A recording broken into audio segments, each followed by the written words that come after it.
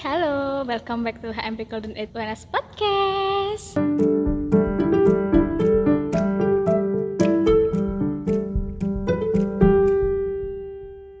Kenalin, namaku Disa dan kali ini nih aku nggak sendirian nih buat podcastnya. Aku ditemenin sama temen aku nih. Coba deh kenalan coba. Oke, kenalin, aku Deva, temennya Disa. Mungkin kalian udah nggak asing ya sama Deva atau sama aku nih. Oke, jadi di sini aku sama Deva nih bakal ngejelasin tentang tema kita hari ini itu kan kemerdekaan. Nah, kita akan ngejelasin yang pertama itu sejarah kemerdekaan Indonesia, Terus kegiatan kemerdekaan saat pandemi dan tipe orang saat kemerdekaan. Oke, langsung aja ini sejarah kemerdekaan. Kemerdekaan Indonesia ini tentunya kan memiliki makna yang sangat penting ya bagi bangsa Indonesia ya kan, Dev? Iya, Soalnya betul kan banget. perjuangan para pahlawan tuh ya kita bisa lihat dari gimana cara ngedapetinnya, kenapa kita jadi semerdeka sekarang. Nah, itu bisa sih kamu coba jelasin gimana sih awal mulanya perjuangan para pahlawan tuh dari gimana sampai bener-bener kemerdekaan ini. Oke, akan aku jelasin nih sejarah kemerdekaan itu awal mulanya tuh dimulai dari berita dijatuhkannya bom tepat di dua kota yaitu Nagasaki pada tanggal 6 Agustus 1945 serta Hiroshima pada 9 Agustus 1945 oleh Amerika Serikat. Ya, kedua peristiwa tersebut yang membuat Jepang menyerah kepada Amerika beserta sekutunya. Setelah itu BPUPKI berganti nama menjadi PPPKI yang menegaskan bahwa keinginan tanah air ini mencapai kemerdekaannya. Soekarno, Mohatta sebagai pimpinan PPKI bersama Rajiman Wetio-Diningrat sebagai mantan ketua BPUPKI diterbangkan ke Dalat atau 250 km di timur laut Saigon, Vietnam untuk bertemu Marsekal Terauchi. Mereka diberikan informasi bahwa pasukan Jepang sedang diambang kekalahan dan akan memberikan kemerdekaan kepada Indonesia. Di Indonesia sendiri, tanggal 10 Agustus 1945, Sultan Syahrir telah mendengar berita melalui radio bahwa Jepang telah menyerah kepada sekutu. Syahrir mengetahui hal tersebut melalui siaran radio luar negeri, yang ketika itu terlarang. Berita tersebut akhirnya tersebar di lingkungan para pemuda, terutama para pendukung Syahrir. Nah, pada tanggal 16 Agustus 1945, gejolak tekanan yang menghendaki pengambil alihan kekuasaan oleh Indonesia semakin memuncak, dilancarkan oleh para pengikut Syahrir. Lalu, di siang harinya, mereka berkumpul di rumah Hatta dan di jam 10 malam, para pengikut Syahrir berkumpul di rumah Soekarno. 15 pemuda tersebut menuntut Soekarno segera memproklamasikan kemerdekaan Indonesia melalui radio, disusul pengambil alihan kekuasaan. Selain itu, mereka juga menolak rencana PPKI untuk memproklamasikan kemerdekaan pada 16 Agustus 1945. Mengetahui bahwa proklamasi tanpa pertumbuhan darah tidaklah lagi memungkinkan, Soekarno dan Mohatta bersama anggota PPKI lainnya untuk rapat dan menyiapkan teks proklamasi yang kemudian akan dibaca di pagi hari tanggal 17 Agustus 1945. Sehingga tepat di hari Jumat 17 Agustus 1945, 76 tahun yang lalu, proklamasi kemerdekaan Indonesia yang dibaca oleh Insinyur Soekarno, yang pada kemudian hari menjadi presiden, dan Mohatta sebagai wakil presiden Indonesia yang pertama. Nah, itu tadi nih sejarah singkat bagaimana perjuangan bangsa Indonesia untuk kemerdekaan Indonesia. Lalu kira-kira kita nih sebagai anak milenial, apa yang bisa kita lakuin nih dalam kemerdekaan Indonesia? Tentu ada banyak sekali kegiatan-kegiatan yang akan kita lakukan ya. Nah, kan pas ini tuh pandemi ya, Dev? Iya, Jadi kita ada beberapa nih rekomendasi kegiatan yang bisa dilakukan untuk memperingati kemerdekaan walaupun pas pandemi gini. Jadi walaupun pandemi itu tetap kita bisa memperingati kemerdekaan gitu. Iya, bener banget kata Disa kayak gitu. Jadi ada lomba. Nah, mungkin tuh kita pasti udah nggak asing kan ya lomba pas 17-an tuh pasti udah euforianya tuh kerasa gitu, lomba-lomba 17-an gitulah. Setiap tahun pasti juga ada. Iya, kan? bener banget. Di setiap desa kan kalian juga pasti ada kan kayak ngadain lomba kayak gitu. Nah, kira-kira nih Dev, lomba apa aja sih yang worth it dilakuin pas pandemi kayak gini nih? Mungkin kamu ada rekomendasi apa gitu? Oke, menurut aku sih kalau lomba yang dapat dilakukan selama pandemi itu Salah satunya tuh bisa sih kita ngadain lomba dance challenge TikTok. Nah, kalian pasti udah nggak asing lagi ya sama aplikasi satu ini. Pasti semua kalangan udah menggunakannya nih. Nah, lomba challenge TikTok ini bisa kita jadi salah satu rekomendasi lomba 17-an. Ketika upload video ke TikTok, nggak cuma warga negara Indonesia saja yang bisa lihat, tapi seluruh negara bisa lihat ini. Jadi negara luar juga bisa tahu kalau Indonesia emang baru merayakan kemerdekaan Indonesia. Lomba TikTok juga seru, mudah dilakukan, dan yang terpenting tidak membuat kerumunan. Nah, bener banget tuh. Terus ada lomba game online nih. Kan pasti sekarang kalau misalnya kita di rumah aja kan paling enggak scroll TikTok, kayak tadi bikin lomba dance TikTok, terus kita main game nih. Nah, benar. Gamenya tuh biasa nih cowok-cowok, cewek-cewek juga sih. Kadang ada yang pakai Mobile Legend atau PUBG atau e-sport atau jenisnya yang lainnya. Itu kan bisa kayak dijadiin lomba buat mengisi kemerdekaan. Nah, itu bisa juga tuh. Nah, terus ada lagi nih lomba selfie kemerdekaan. Nah, lomba Agustusan yang ini itu aman banget dilakuin ya, karena dengan mengadakan lomba selfie dengan tema kemerdekaan itu kita bisa ikut andil menambah rasa cinta pada negara, dan para peserta bisa mengirimkan foto selfie kreatifnya yang terbaik.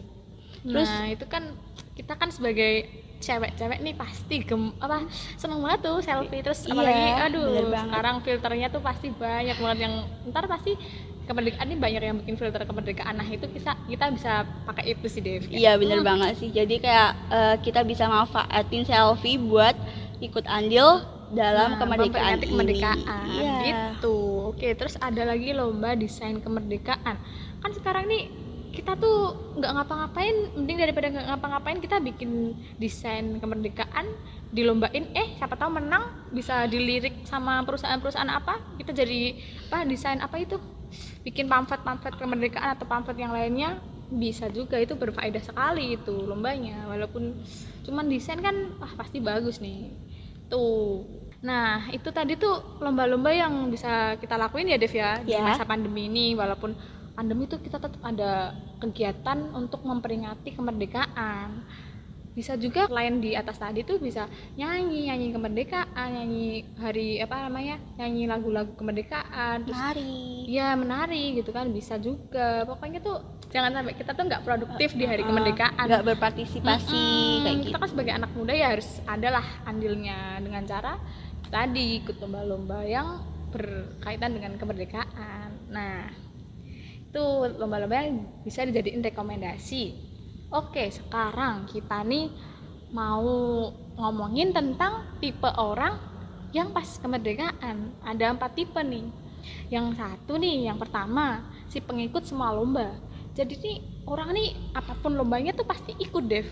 Iya. Kayak mau apa itu lombanya, pokoknya ikut aja deh, mau menang atau kalah yang penting ikut terabas gitu kan, yang penting ngeramein kayak gitu. Nah gitu kan. Terus yang kedua si basis cari diskonan. Nah kan banyak banget nih sekarang tuh kayak platform makanan atau misalnya mau apa sih yang ojek online makanan tuh lah, pokoknya itu kan pasti ada ngadain diskon ya, gede-gedean 17% gitu. Atau di sepatu-sepatu, baju-baju kayak gitu. Nah, karena pandemi nih daripada kita cuma di rumah aja, terus mumpung ada kemerdekaan ini nih bisa cari diskonan sebanyak-banyaknya lah. Pokoknya gitu pokoknya. Oke. Terus yang ketiga, si panitia lomba alias seksi ribet.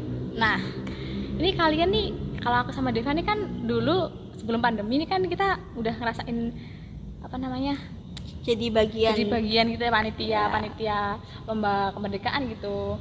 Nah, aku sendiri nih pernah sih jadi seksi ribet dari panitia gitu, panitia lomba-lomba anak-anak, ibu-ibu. Nah, kamu sendiri, Dev?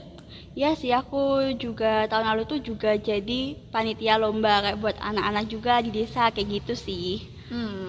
Pokoknya itu tuh yang pokoknya panitia lomba. Terus yang keempat nih, yang terakhir, si tim hore. Ikut lomba enggak, jadi panitia juga enggak, jadi cuman ya ikut aja lah gitu. Nonton, kalau mau nonton ya nonton, kalau misalnya males ya udah cuman di rumah aja gitu. Nah dari keempat ini tadi nih, kalau kamu versi yang mana, Dev? Kalau aku sih lebih ke si panitia lomba alias seksi ribet sih. Waduh, karena kelihatan nih kayaknya mbak panitia banget. karena kayak di tahun lalu emang bener-bener ribet dan kayak seneng aja nambah pengalaman kayak gitu. Iya sih sebenarnya gitu. Kalau Gisa gimana nih? Suka Kalau- yang Kalau mana? aku sendiri sih, aku nggak munafik ya. Aku lebih suka cari diskonan nih karena diskonannya kan lumayan itu loh, lumayan diskon kemerdekaan ini ya. Waduh, 76 tahun bisa aja 76% ya kan? Iya, Itu bener kan banget. lumayan banget. Nah selain kamu pasti juga diskonan juga kan deh? Iya sih, apalagi di salah satu aplikasi yang kita sering check outin. Nah itu si Oren, nah itu pasti banyak banget tuh diskon-diskon tuh. Nah kalau selain cari diskonan, aku juga pernah sih ikut panitia deh, tapi dipaksa. Oh, kenapa harus dipaksa? Karena kita rumahnya kan beda kampung gitu, beda gang gitu kan Dev. Oh Aku di iya? depan dan yang lainnya tuh di belakang semua, Karang Tarunanya gitu kan. Terus aku kayak, aduh nggak ada yang ngampirin nih, nggak ada yang ngajakin nih, ya udah aku nggak usah aja deh gitu. Kalau misalnya datang ke rumah, Dis ayo jadi panitia, oke aku mau gitu. Oh iya teman-teman, kita hampir lupa. Nah di hari kemerdekaan 17 Agustus ini nanti tuh kalian jangan lupa pasang bendera karena ternyata tuh wajib loh. Iya bener, ternyata masang bendera saat hari kemerdekaan itu udah diatur dalam undang-undang. Nah, pasal 7 ayat 3 secara tegas menyatakan bahwa bendera negara wajib dikibarkan pada setiap peringatan hari kemerdekaan bangsa Indonesia tanggal 17 Agustus oleh warga negara yang menguasai hak penggunaan rumah, gedung atau kantor, satuan pendidikan, transportasi umum, dan transportasi pribadi di seluruh wilayah negara kesatuan Republik Indonesia dan di kantor perwakilan Republik Indonesia di luar negeri. Gimana? Dapat informasi lagi kan pasti aku sendiri juga baru tahu ini loh ternyata tuh ada pasalnya. Iya, bener banget. Jadi wajib banget sih kalau kalian kan di rumah, nah itu wajib banget di rumah tuh di Masang depan bendera merah putih kita di kayak ya itulah di tiang atau apa gitu. Jadi setiap rumah tuh wajib masang itulah karena udah tertulis di undang-undang nih Dev. Iya, bener banget. Terus nih, karena kita tadi udah ngomongin sejarahnya, terus lomba apa aja yang bisa kita lakuin pas pandemi, Terus tipe orang saat kemerdekaan. itu juga itu. Jadi kesimpulannya kita sebagai anak muda nih jangan loyo. Maksudnya walaupun di rumah aja ya jangan aduh kemerdekaan ya udah deh gitu-gitu aja di rumah Ikut-ikut aja, aja kayak gitu aja. jangan. Nah, kita harus ada andilnya nih sebagai anak muda kan. Sekarang tuh gampang banget kita mau ikut ngerayain kemerdekaan tuh dari tadi TikTok itu kan udah nggak asing lagi kan. Iya, TikTok bener waduh banget. bisa bikin joget-joget 17-an itu gitu.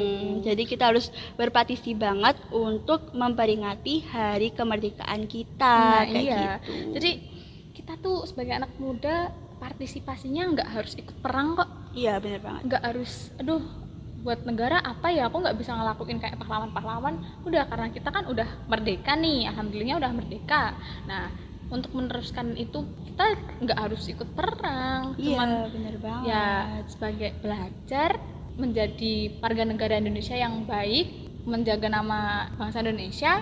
Pokoknya jangan sampai menjatuhkan lah. Sebagai bangsa Indonesia tuh kita harus menunjukkan kalau kita tuh wah ini nih Indonesia nih, ciri khasnya orang Indonesia nih gini nih gitu. Iya, bener banget. Jadi kita harus berpartisipasi banget kayak ikutan lomba-lombanya tadi. Terus walaupun kita sebagai anak muda tuh juga nggak cuman mas-masan di rumah tuh jangan bener banget. Terus produktif, jangan rebahan mulu deh. Ya, Oke. Dis. Jadi segitu aja penjelasan dari kita berdua nih. Semoga kalian terhibur dengan podcast kita Kita. kali ini. Oh iya, Disa ada pantun. 1.2 koma. Oke. See you on the next episode semua. Oke, bye. Bye semua.